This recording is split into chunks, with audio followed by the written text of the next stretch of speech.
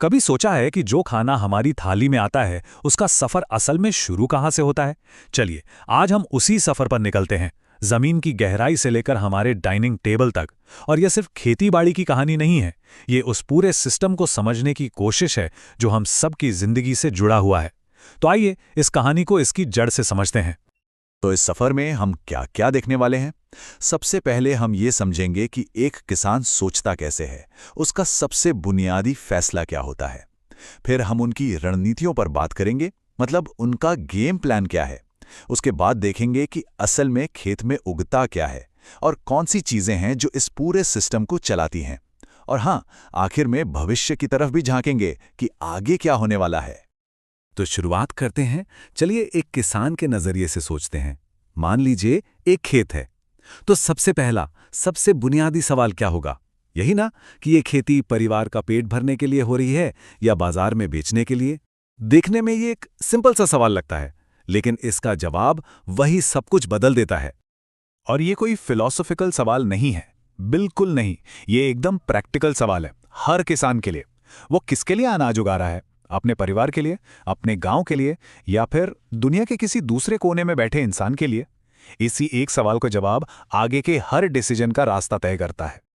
और बस इसी सवाल से फार्मिंग की दो बिल्कुल अलग अलग दुनियाएं बन जाती हैं। एक तरफ है सब्सटेंस फार्मिंग, यानी बस इतना उगाना कि परिवार का गुजारा हो जाए। और दूसरी तरफ है कमर्शियल फार्मिंग, जहां हर दाना, हर पौधा मार्केट में बेचने के लिए, यानी मुनाफे के लिए उगाया जाता है। और सबसे दिलचस्प बात पता है क्या है? ये दोनों दुनियाएं अक्सर एक ही गांव में एक दूसरे के बगल में चलती रहती हैं। अच्छा, तो ये तो हो गया क्यों। अब आते हैं कैसे पर। मतलब एक किसान ये डिसाइड कैसे करता है कि आखिर उगाना क्या है और कब उगाना है? ये कोई किस्मत का खेल थोड़ी है। नहीं, इसके पीछे होती है एक सॉलिड स्ट्रैटेजी। चलिए किसान के इस गेम प्लान को डिकोड करते हैं। तो इस पूरी स्ट्रैटेजी का सेंटर पॉइंट है क्रॉपिंग पैटर्न।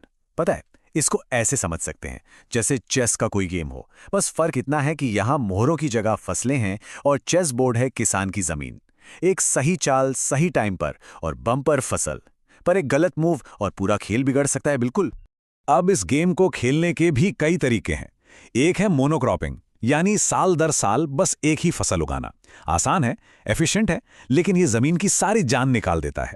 फिर आती है मिक्स क्रॉपिंग, जिसमें कई फसलें एक साथ उगाई जाती हैं। इससे जमीन की हेल्थ भी बनी रहती है और कीड़े मकोड़ों से भी थोड़ा बचाव हो जाता है। तो मतलब हर स्ट्रैटेजी के अपने प्रोज और कॉन्स हैं। और भारत में तो ये पूरा गेम प्लान नेचर के कैलेंडर के हिसाब से चलता है। एक पूरी रिदम है। कहानी शुरू होती है मॉनसून से, जब खरीफ की फसलें जैसे धान और कपास लहलहाती हैं। फिर आती है सर्दी और खेत गेहूं और सरसों की सुनहरी चादर ओढ़ लेते हैं। ये है रबी। और इन दोनों के बीच में गर्मियों में एक छोटा सा सीजन आता है जायद, जो हमें तरबूज और खीरे जैसे रिफ्रेशिंग गिफ्ट्स देता है। तो स्ट्रैटेजी समझ ली, मौसम देख लिए। अब बात करते हैं असल प्रोडक्ट की।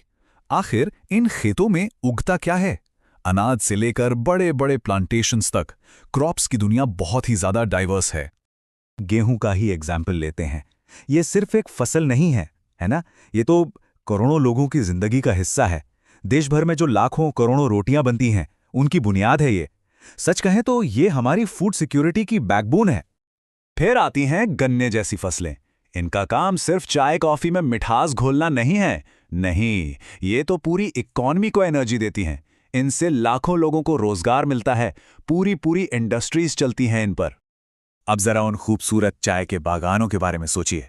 वो सिर्फ खेत नहीं है, वो विशाल एस्टेट्स हैं जिनको बहुत केयरफुली मैनेज किया जाता है, जहां एक एक पत्ती को बड़े ध्यान से तोड़ा जाता है।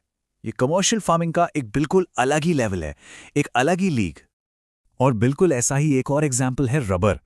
ये इस बात का सबूत है कि खेती सिर्फ हमारा पेट नहीं भरती, बल्कि हमारी गाड़ियों के टायर्स से लेकर हॉस्पिटल्स के ग्लव्स तक हर इंडस्ट्री को रॉ मटेरियल देती है। अगली बार जब कोई कार देखे ना, तो सोचना कि इसके टायर का सफर शायद किसी पेड़ से शुरू हुआ था।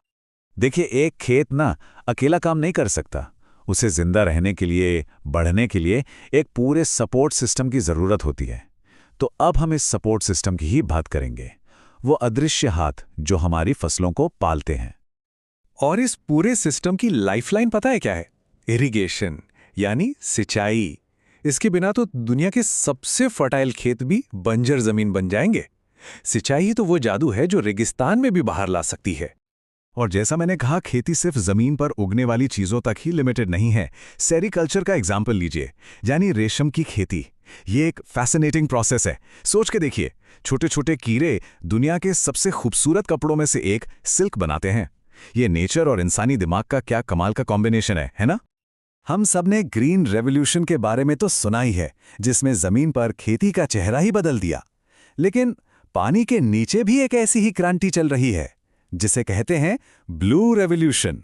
ये फार्मिंग को खेतों से निकालकर सीधा तालाबों, नदियों और समुद्रों में ले जा रही है। और इसका मतलब सिर्फ ज्यादा मछलियां पकड़ना नहीं है, बिल्कुल नहीं। इसके गोल्स बड़े हैं: लोगों का पेट भरना, ट्रेड के लिए नए रास्ते खोलना, रोजगार पैदा करना, और जो कोस्टल कम्युनिटीज हैं उनकी लाइफ बेहतर बनाना। बेसिकली पानी के नीचे एक पूरी इकोनॉमी खड़ी करना। चलिए अब आते हैं हम अपने आखिरी सेक्शन पर। यहां हम थोड़ा जूम आउट करेंगे, खेती की बिग पिक्चर देखेंगे और आने वाले चैलेंजेस और इनोवेशंस पर नजर डालेंगे।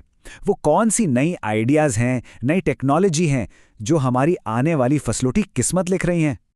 यहां एक बहुत जरूरी कॉन्सेप्ट है, क्रॉपिंग इंटेंसिटी। इसका सीधा सा मतलब यह है कि एक ही जमीन के टुकड़े से एक साल में कितना काम लिया जा रहा है।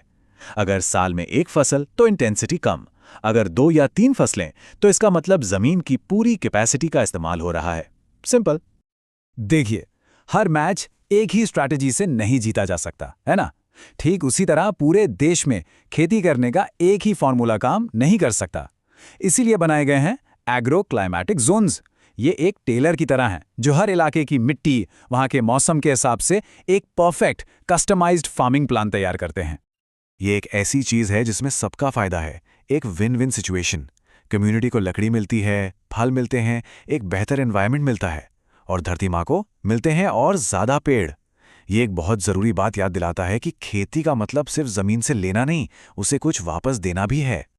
और ऐसी ही एक कोशिश है पीएम कुसुम योजना। ये सिर्फ एक सरकारी स्कीम नहीं है, ये एक सोच है। ये किसानों को पावर दे रही है कि वो अपनी एनर्जी खुद बनाएं, सूरज से। इससे उनकी लागत कम होती है और एनवायरनमेंट को भी फायदा होता है। ये है फ्यूचर की खेती जो सीधे सोलर पावर से चल रही है। तो आखिर में बस एक सवाल, जैसे जैसे क्लाइमेट बदल रहा है, पॉपुलेशन बढ़ रही है, इन सारे आइडियाज में से चाहे वो इंटरक्रॉपिंग हो या ब्लू रेवोल्यूशन, कौन सा आइडिया हमारे फ्यूचर को फीड करेगा? ये सिर्फ एक आम सवाल नहीं है, ये पूरी इंसानियत के भविष्य का सवाल है। और इसका जवाब हमारे आज के फैसलों में ही छिपा है।